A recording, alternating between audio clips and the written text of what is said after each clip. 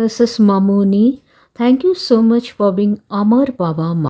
Hi everyone, welcome to my channel. The Banking Laws Amendment Act 2025 introduces major changes to India's banking regulations impacting various aspects like customer nominations, including bank lockers, reporting timelines, and director tenure in cooperative banks. The Union Finance Minister Nirmala Sitharaman moved the Banking Laws Amendment Bill to amend or update five major laws governing India's banking sector. Number 1. The Reserve Bank of India Act 1934. Number 2. The Banking Regulation Act 1949. Number 3. The State Bank of India Act 1955. Number 4. The Banking Companies Acquisition and Transfer of Undertakings Act 1970. Number 5. The Banking Companies Acquisition and Transfer of Undertakings Act 1980. The Finance Minister aims to modernize banking practices and improve operational efficiency.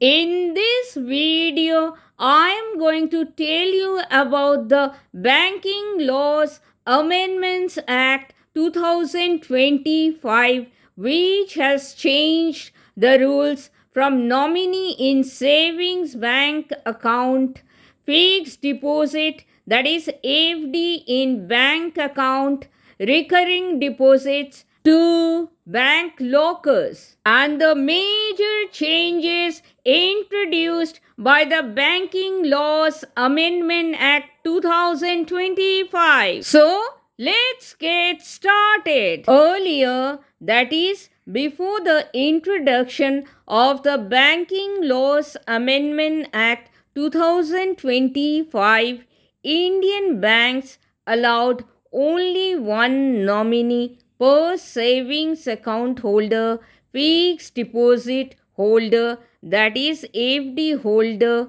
recurring deposit holder, and public provident fund holder, that is PPF holder, except in case of bank lockers where joint hires could nominate up to two nominees only. And this created several issues. Now let's understand this with the help of an example. Example 1. Suppose Mr. Kapoor had a savings account with one nominee only, that is his wife Mrs. Kapoor.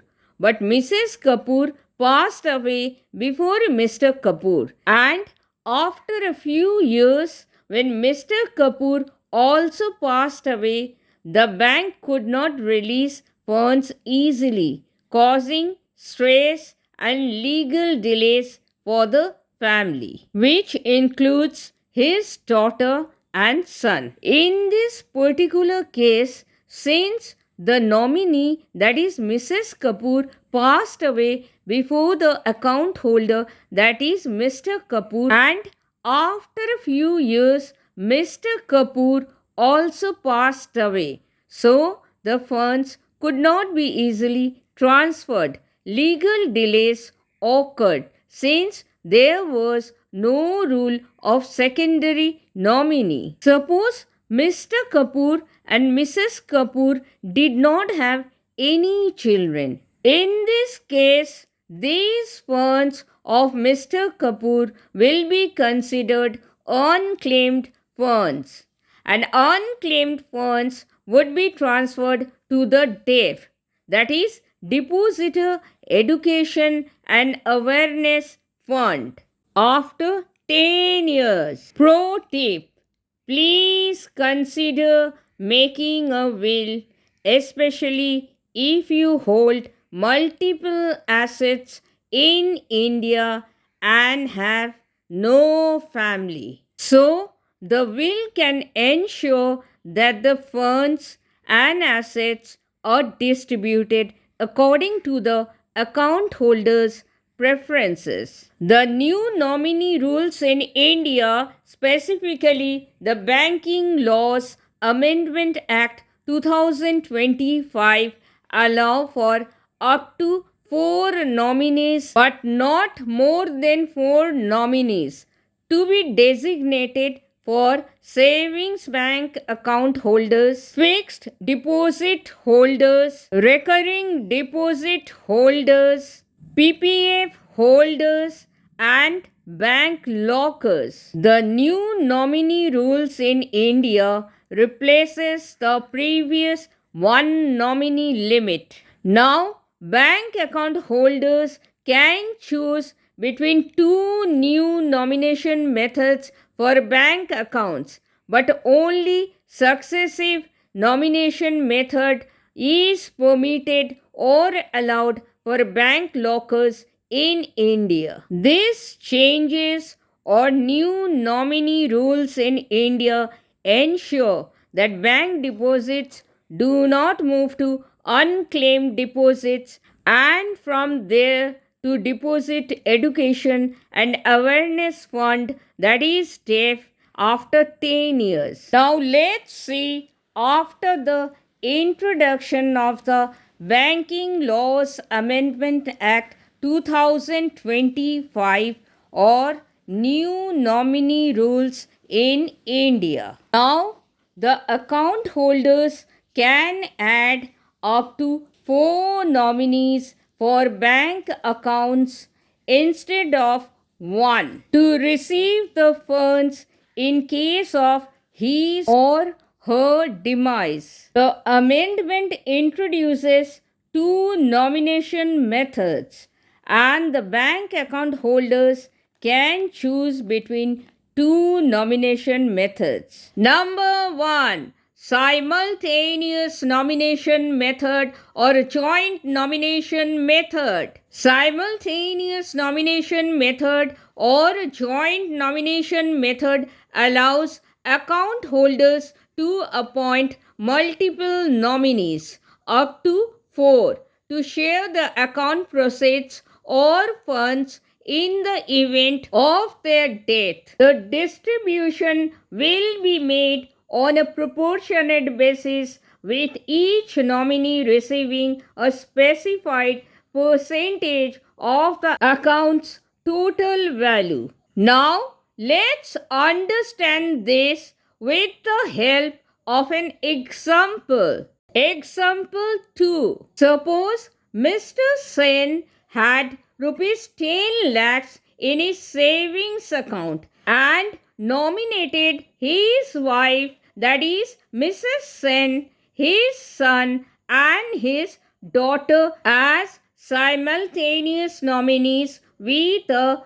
40:30:30 split. So, the bank would distribute the funds accordingly upon the death of Mr. Sen. Therefore, Mr. Sen's wife, that is Mrs. Sen, would receive rupees 10 lakhs into 40 by 100 is equal to rupees 4 lakhs. Mr. Sen's son would receive rupees 10 lakhs into 30 by 100 is equal to rupees 3 lakh. Mr. Sen's daughter would receive is equal to rupees 10 lakhs into 30 by 100 is equal to rupees 3 lakhs.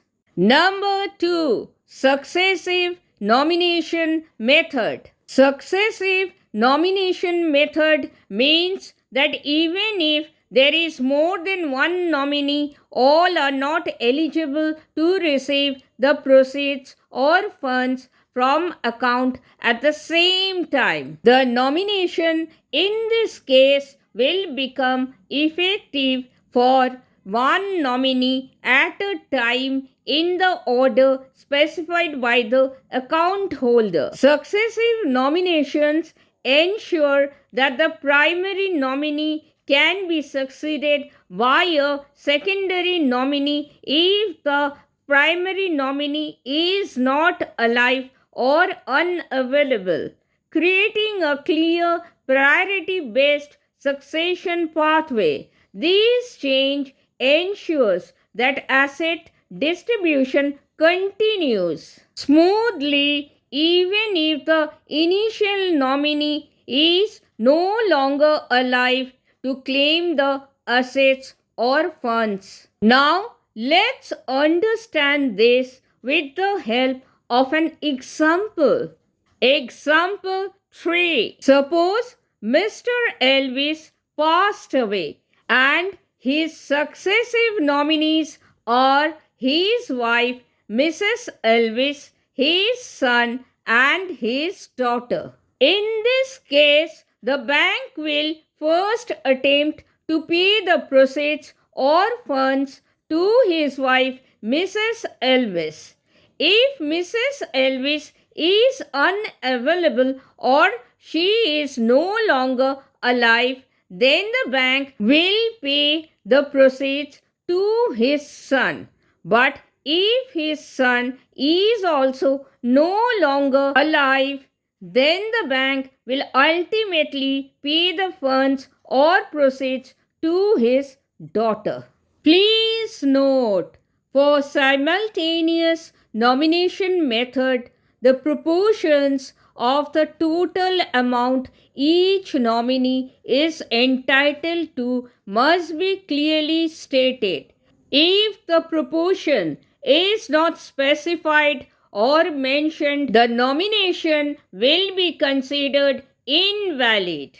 New rules for bank lockers. The Banking Laws Amendment Act 2025 also updates nomination rules of up to 4 persons instead of 2 persons for a single bank locker for payment of depositors' money and articles kept in safe custody and safety bank lockers. Unlike deposit accounts where both nomination methods are allowed, but in case of bank lockers, only successive nomination method, that is, in order of priority, is permitted or allowed. So, in case the bank locker holder passes away, the 4 nominees will gain access according to the order of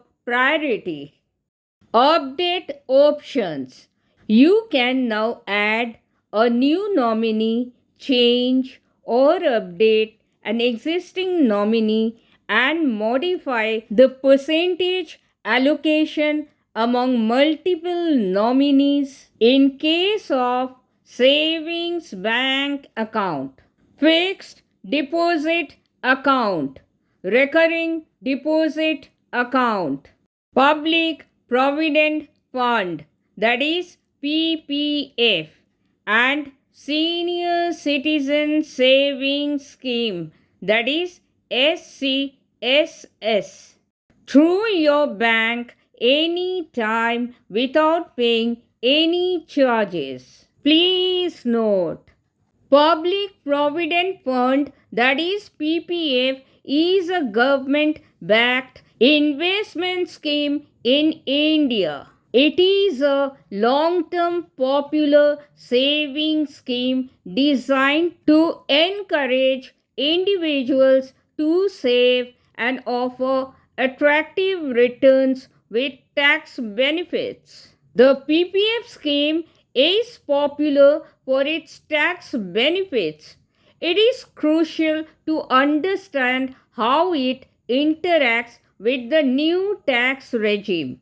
In the new tax regime, you cannot claim deductions for investments under Section 80C like the old tax regime. However, the interest earned and maturity amount received from a PPF account are completely tax-free even in the new tax regime.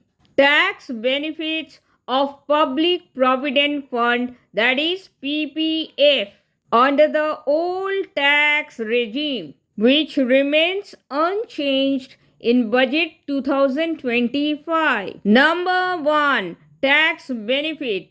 Section 80C deduction. Investments in PPF qualify for tax deductions under Section 80C of the Income Tax Act up to a maximum of rupees 1.5 lakh or rupees 1 lakh 50,000 per year.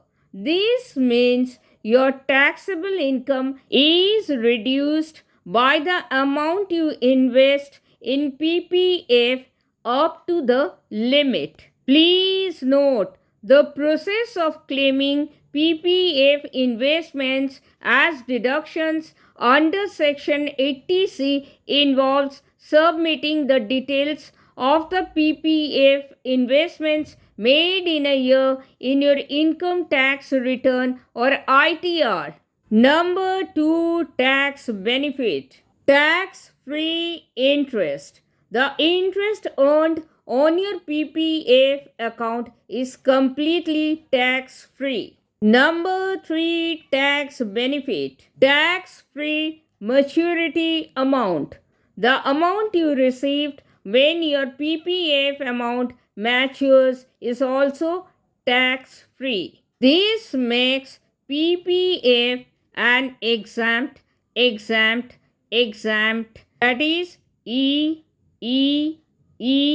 investment option offering tax benefits on investment, interest and maturity. Therefore, PPF account offers you triple tax exempt benefits. Individuals, especially salaried employees, professionals and retired persons, invest in PPF because it is safe long-term investment with guaranteed returns with a low risk appetite. Can you close a public provident fund account before the maturity period of 15 years? The answer is yes, you can under specific circumstances with certain conditions. A PPF account must be at least 5 years old to be eligible for premature closure. Conditions for premature closure.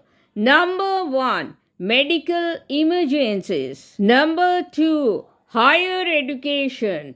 Number 3. Change in residency status. That is non-resident Indian or NRI. But premature closure comes with a penalty of 1% reduction is applied to the interest rate that has been credited to the account since its opening or extension. For example, if your account has earned an average interest rate of 8% per annum, the penalty would reduce it to 7% per annum.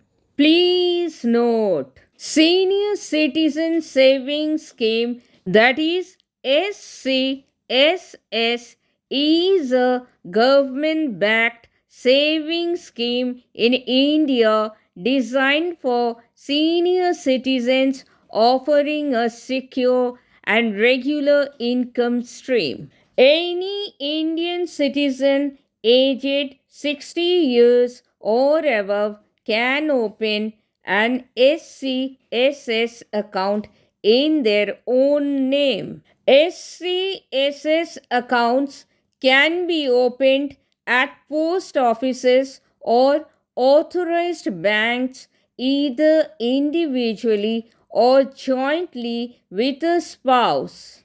The SCSS scheme currently offers an interest rate of 8.2%, and the interest is paid out quarterly. The scheme allows senior citizens to invest a minimum of rupees 1000 and a maximum of rupees 30 lakh. At 8.2% per annum interest rate and on investment amount of rupees 30 lakh, the monthly income is stated to be rupees 20,500 per month for each investor or senior citizen. The maturity period of SCSS is 5 years, but individuals can extend the maturity period for 3 more years by submitting an application. The application for an extension of maturity should be within 1 year from the date of maturity. Tax benefits of SCSS under the old tax regime. Number 1 tax benefit, Section 80C deduction. Investments in SCSS qualify for a tax deduction of up to rupees 1.5 lakh or rupees 1 lakh 50,000 under Section 80C of the Income Tax Act. This means the amount invested in SCSS can be deducted from your taxable income, potentially reducing your overall tax liability.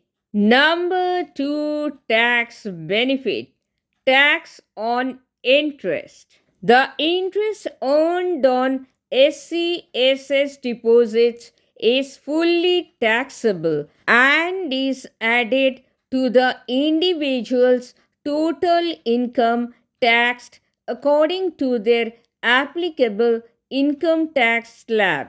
Number 3 tax benefit, TDS, that is tax deducted at source on interest.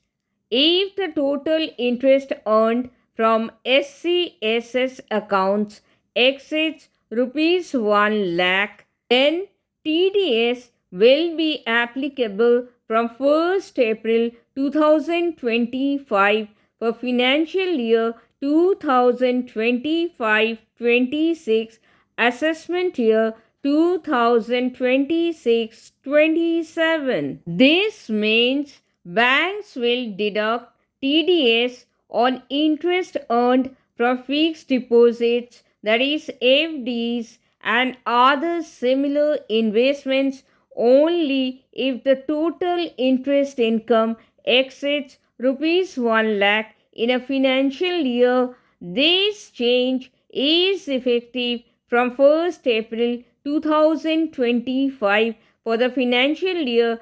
2025-26, assessment year 2026-27. And if a senior citizen does not fall in the taxable category, that is, if his annual income is less than the basic exemption limit but still TDS has been deducted, then a refund of this amount can be claimed while filing the income tax return or ITR. A senior citizen can submit Form 15H to the bank or post office if he or she does not fall in the taxable category, that is, if his or her annual income is less than the basic exemption limit, and if he or she does not want TDS to be deducted from his or her deposits. Taxation under the new tax regime. There is no tax benefit on SCSS deposits under the new tax regime.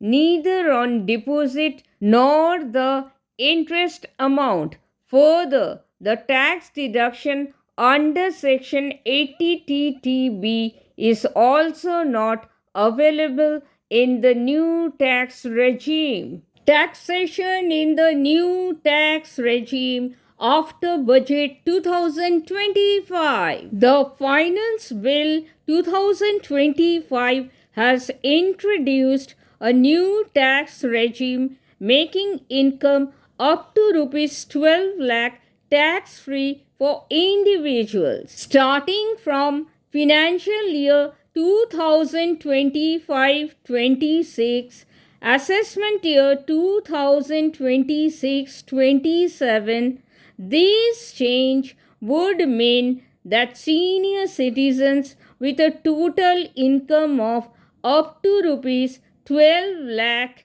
including income from SCSS, will not be required to pay any taxes. Moreover, the interest income within this limit will also not be taxable. Even if they invest the maximum limit allowed, that is rupees 30 lakh, the tax benefit is available for a maximum of rupees 1.5 lakh. Given there is no other investment made under the ATC category.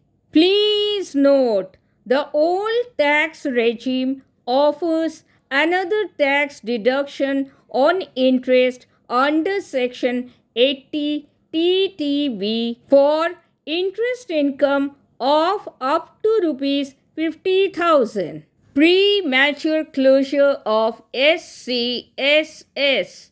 Senior citizens can withdraw the amount and close the account at any time on an application in Form 2 subject to the following conditions. Number 1. If closed before 1 year, then the interest paid in the account shall be recovered from the principal amount. Number 2. If closed after 1 year but before 2 years, then an amount equal to 1.5% will be deducted from the principal amount and shall be levied as a penalty. Number 3. If closed after 2 years, then 1% of the principal amount will be deducted and shall be levied as a penalty. Number 4.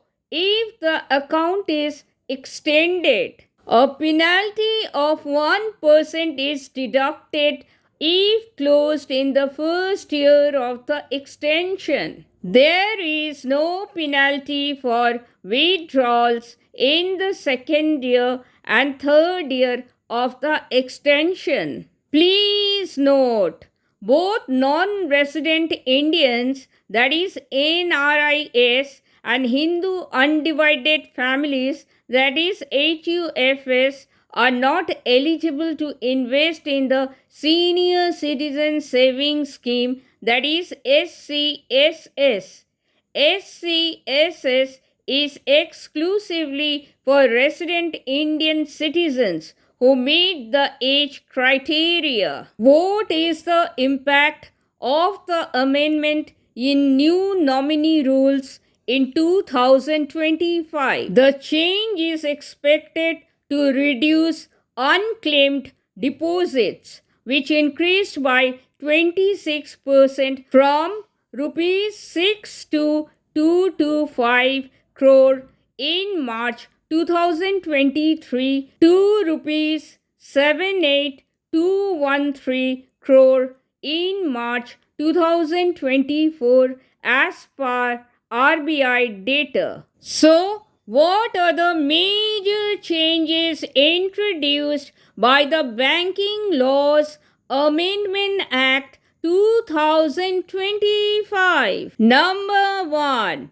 4 nominees for deposits. Deposit holders can now add and appoint up to 4 nominees for bank accounts, either successive nomination method or simultaneous nomination method. Previously, bank account holders could appoint only one nominee to receive the funds in case of the account holder's demise. Number 2.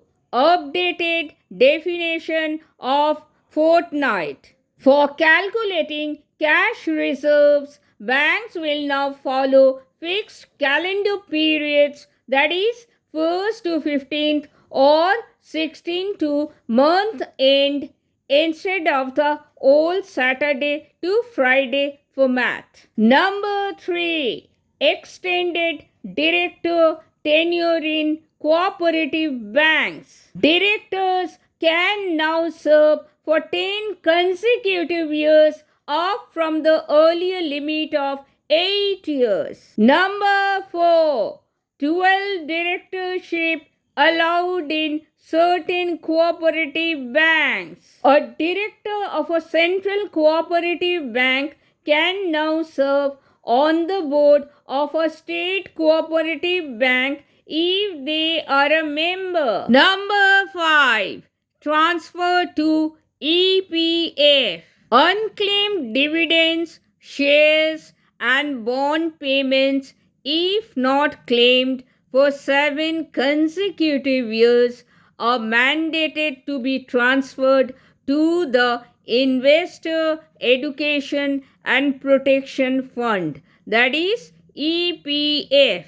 This fund, managed by the EPF authority, ensures these assets or funds are safeguarded and can be reclaimed by the rightful owners. Please note, unclaimed money from bank fixed deposits is moved to the Depositor Education and Awareness Fund, that is DEF. Unclaimed Insurance Public Provident Fund, that is PPF, and Employees Provident Fund Organization, that is EPF, money is moved to the Senior Citizens Welfare Fund, that is SCWF, and unclaimed money from mutual funds and stocks is moved to the Investor Education and Protection Fund, that is EPF. Number 6. Increased threshold for substantial interest. Substantial interest threshold or limit in a company increased from rupees 5 lakh or 10% of the paid up capital of the company, whichever is less, to rupees 2 crore. Number 7. Remuneration of auditors. Previously, the Reserve Bank of India, that is RBI, in consultation with the central government, fixed these fees or remuneration. But now banks have the flexibility to set auditor pay based on their needs and market conditions instead of RBI and central government. Thank you so much for watching. Thank you so much for your precious time, and I sincerely hope this was helpful.